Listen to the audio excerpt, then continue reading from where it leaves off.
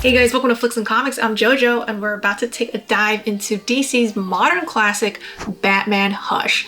Now, you guys know I'm a huge Batman fan, and actually I have several of these Hush issues in my storage at the moment, so it's a little frustrating for me. I only bring that up because my sister graciously gifted me this beautiful deluxe Batman Hush. This thing is gorgeous. The artwork on here is just ridiculous. This is a great way to read it. And right off the bat, I'm gonna let you guys know this is a whodunit / mystery, which Jeff Loeb seems to love because it is definitely in the vein of Long Halloween. So if you like Long Halloween, you'll probably like this story as well. Now, if you're looking just to get into Batman stories, this is also a great way to just familiarize yourself with Batman characters and previous Batman lore. The way that those older stories tie into this new story was just super well done. He just knows the character and character voice really well. And I'm not just talking Batman, but also all of the Rogues Gallery. It just felt seamless to me. So this is a great continuation to all of that.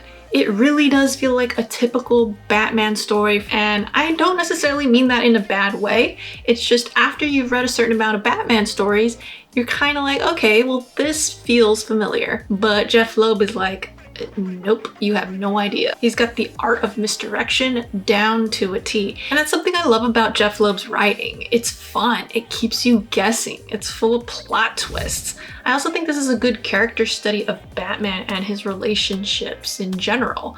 His relationship with Gotham City, with Catwoman, his relationship with Tommy Elliot. They kind of mirror each other, but then just grow separately into the extremes because he does end up becoming Hush later. Now, little did we know that Bruce Wayne's childhood best friend was actually conspiring against him. Now, even after teaming up with Catwoman, who he ended up having a relationship with, which I thought was pretty cool. I always ship Batman and Catwoman. I mean, come on. He went through so many obstacles, near-death experiences, a chip in his brain, sending subliminal messaging. You name it, he went through it in this book.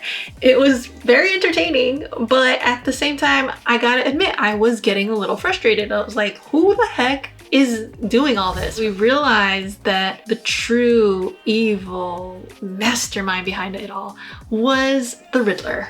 The Riddler.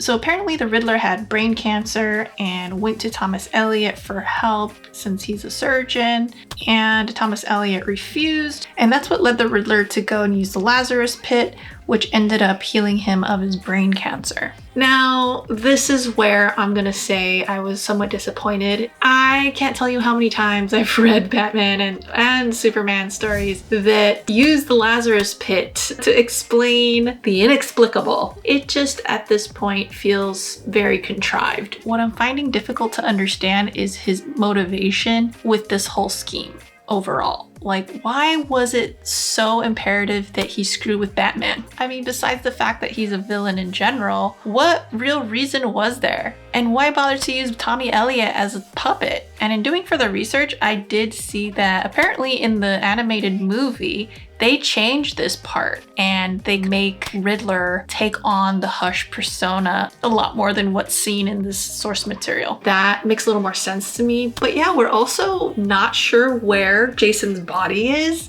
at this point. Now, I know several people probably know where he is because they've followed the story hereafter. But yeah, I'm not gonna say what happens. The whole Hush storyline here, though, I gotta admit, is very misleading because we get to see a lot of his backstory and the relationship Bruce Wayne has with Thomas Elliot, and Hush is introduced for the first time in this story. So I get that we're exploring that relationship, but to name the storyline Hush when it was actually Riddler that was the evil mastermind behind it all is wild to me. I still thought this was a pretty fun story, and again, really good for people looking to just dive into Batman and or DC. The artwork was also incredible by Mr. Jim Lee. Great color work by Alex Sinclair and inks by Scott Williams. There's so many amazing splash pages in this story, but I think this has got to be up there for one of my favorite panels right here, is the fight that goes down between Batman and Joker. Of course, I'm a sucker for a good Batman v Joker fight. Anyway, that's about it for this video. If you liked it, give me a like or subscribe or both. I don't hate it. And you can catch me on Instagram at Flix and Comix and on Whatnot occasionally selling figures at Flix and Comix. And I guess I'll catch you over there. Later.